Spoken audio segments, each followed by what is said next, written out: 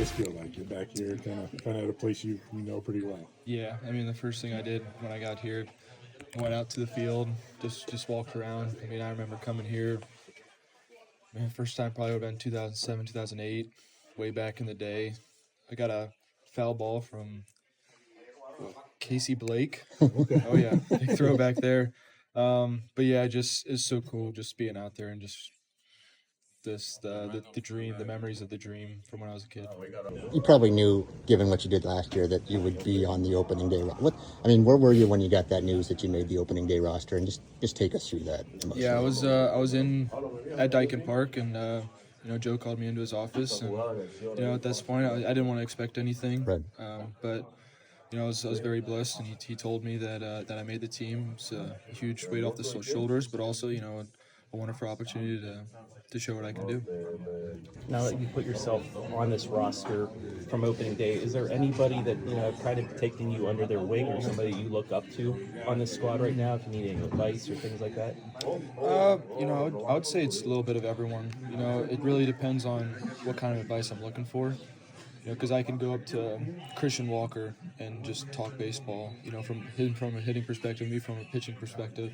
How you go about every at bat depending on count, pitch type, and all those type of things. And I can just talk to I talked to Spence after one of my outings the other day, and pitch selection and different things like that. So honestly, I could strike up a conversation with anyone in this locker room, and they would all be just as willing to answer any questions. So I think that's a huge camaraderie that we have with this team. It's a small sample size, but who's the toughest hitter you faced? Man, you know what? I still haven't struck out Mike Trout. I would really like to do that. He's pretty good. So he's definitely still on my list. Okay.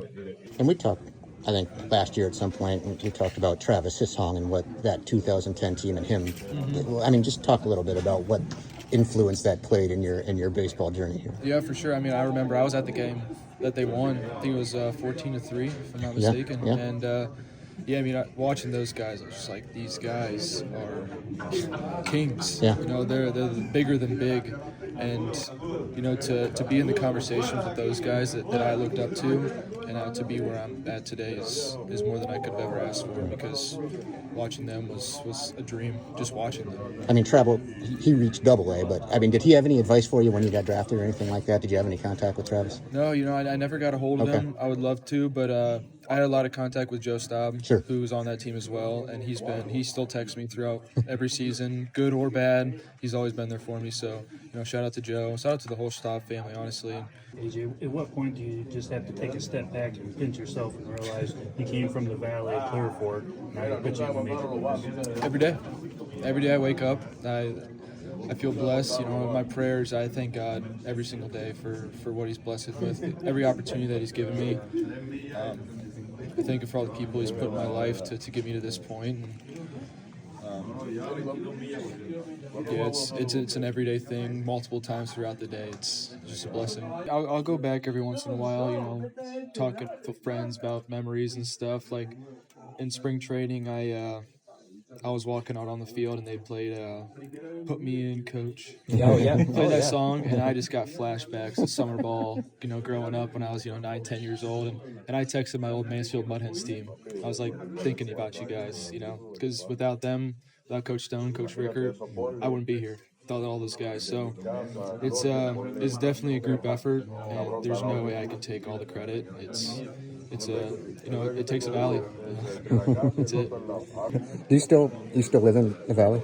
In the offseason, yeah. I was with my parents this past offseason. Okay. Great to see all the guys. Watch my sister play basketball a lot up at NBNU. See my brother and my other sister. Oh, your sister and your brothers. What's the bill for groceries? You guys out there. I know as an athlete you got to stay filled. Yeah, I got to give my mom a shout out. She crushed it this offseason with as much food. She had an ongoing list of all the meals that she had in the fridge for the week, and for all Sunday she would just cook for 4 or 5 hours, just make meals for the week. And I think me and Benny probably went through 3 gallons of milk a week, just drinking it with every meal, breakfast, lunch, dinners. It was awesome. Mom crushed it for sure.